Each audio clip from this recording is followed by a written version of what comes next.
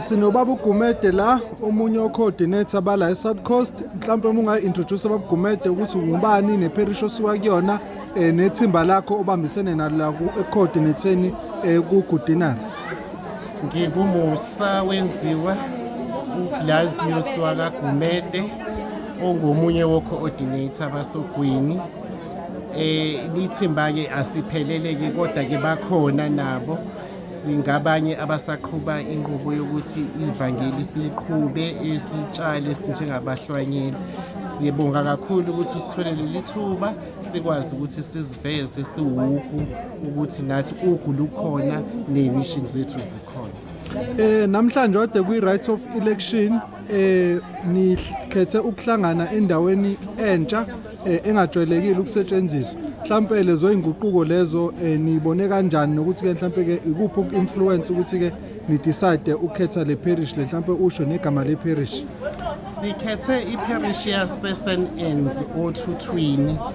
Imvamisa sivamisa ukusebenzisa eyasemzinto.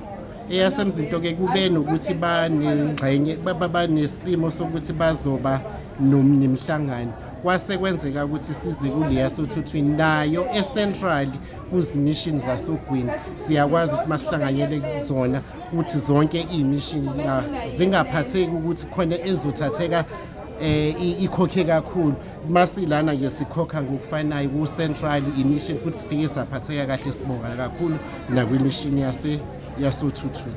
Mhlawumbe imessage ongayidlulisa kubahlwanyeli bala ogwini njengoba sendlulile kule process le ye-right of election mhlawumbe nokubuka nekhalenda lo nyaka wonke ukuthi ke mhlawumbe limi kanjani, iyiphi imessage mhlawumbe ongayidlulisa? Imessage isekuthaneni asikhuthale kakhulu sihlwanyele siqhubeke singabahlwanyeli basogwini sibe nako ukuzimisela zenoma ziba khona ingqinamba esihlangabezana nazo lapha nalapha ya kodwa ke kuhle ukuthi sibekezele sizimisele siqine futhi okhulweni kusibe isibonelo nakubantu esibaholayo nakubantu abasilandelayo njengabakhathekisi ukuthi nanku umhlwanyeli uyena engizofike ngithole kona ukwelapheka kalapheke ngempela mayefike kuwena njengomhlwanyeli kungabe ukuthi umuntu uzophindela emuva engazange akuthole lokho abekusukela ekhaya ezokufuna. Ngiyanxusa ke kakhulu kubahlwanyeli bonke basogwini kuba bazimisele basebenze kakhulu kunakuqali. Ngiphinde futhi ngibabonge ngenkuthalo abanayo yokuzimisela. Umsebenzi ibonakala ngezenzo njengoba sibaningi kwi-right of election yanamhlanje lokho kukhombisa kona ukuthi kukhona ukuzimisela nokusebenza okuhle abakwenzayo. Ngiyabonga. Siyabonga kakhulu Musa. Thank you.